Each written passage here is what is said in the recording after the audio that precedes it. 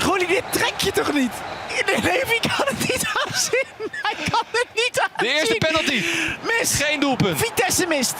Door het midden. Nu Cancelo voor VVV. Voor Jesper. 1-0. Het is een Panenketje. Oh. Een hele lage kleine. Ja, die Panenka, dat is een bewustie. Want als de keeper dus een stapje opzij doet en dan duikt hij eroverheen. Oh, de tweede penalty mis voor Vitesse. Oh mijn god. VVV kan op 2-0 komen in deze strafschoppenreeks in de kwartfinale. Voor een plek in de halve finale. Maar ook VVV mist en dus is het maar 1-0. Vitesse, Roelie. Ronaldinho. En hij heeft hem weer. Jesper redt 3 penalties op rij. Weer mis. Nu dan Bruno Fernandes voor VVV. Raakt 2-0 VVV. En dan moet Renzo scoren nu. Anders is het klaar, Roelie. Bruno. Raakt. Hij scoort hem. Als Jesper scoort, gaat VVV naar de halve finale. Neymar, de beste speler van het spel, met die aanloop. We zien de Hij reactie. scoort hem.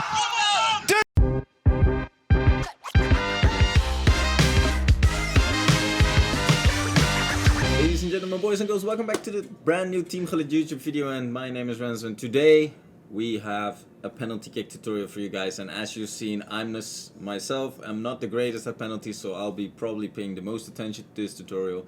But Timo has got some tips for us for penalty kicks, so let's, like always, just sit back, relax, and enjoy.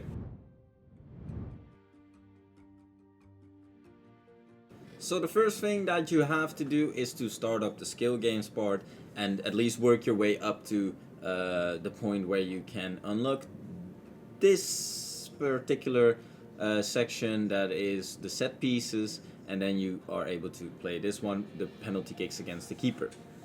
And meanwhile, the clips are going to play in behind that you don't want to be using a lot of power. Here we're using like 3 bars of power, and you can just see the circle gets like pretty big, and you have to time it green, which we will see in this example. Now we time it green, and that's where the penalty kick do get pretty accurate. But like I said, if you want to take a very powerful penalty kick and you have it aimed fully in the corner, then it would work if you time it green. If you time it yellow or maybe red or not time it, it gets a huge risk of just going wide. And that's a bit silly if you place your penalties wide, right? But you always want to just at least have them on target, because it's still like a 33% chance that the goalkeeper is getting the right corner.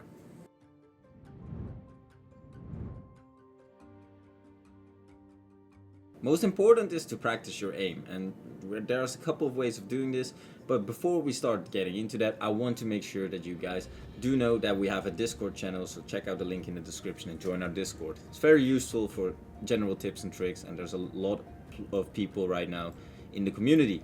But yeah, this is just pretty much basic practice of your aim. You want to just be able to get a good feeling for how you particularly hold your left analog stick in the right corner or in the left corner to have your free kicks perfectly. And obviously in weekend league and rivals, you guys still have this cursor. Are you a competitive player? Then you want to practice this also without the cursor. And in general, that is also just a very good training method to disable the cursor, to get your aim right, you know, just to have that feeling, that muscle memory, that you just exactly know how where to put your finger for the cursor to be in the exact bottom corner or top corner. Top corner is very hard, not gonna lie. Like, you don't see a lot of pros in the competitive games shoot at the top corner. They usually go for bottom corners, because that is just a little bit more easy to practice and to get the muscle memory right, I should say. But for casual players or just general weekend league, you always have the cursor available to you. But it is a very effective method to just, yeah, train your muscle memory with the aim for the penalty kicks too.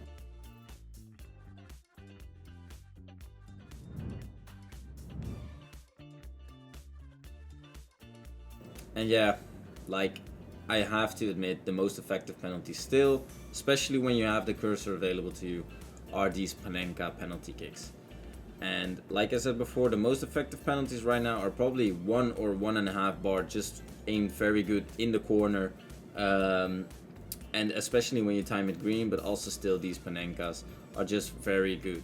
Just general chipping it is also very good, but this, because if you chip it in the middle and the opponent is doing like one step to the right and then dive to the left, regular penalty kicks down the middle would get saved, but the Panenkas won't get saved because the keepers just dive past them. So that's why almost the Panenka penalty kick gives you a little bit more extra percentage of chance to actually score, even though the player is maybe saving the middle. But that was it for today's video, guys. A little short penalty kick tutorial, little update on what you should be doing.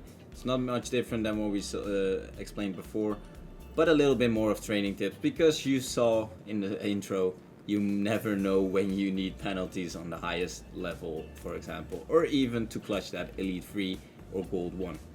So I'd like to ask you guys, what do you want to see next? Please leave it down in the comment section down below. Hope you guys enjoyed this little penalty kick tutorial. My name is Renzo, and I'll see you guys in the next video. Ciao, ciao.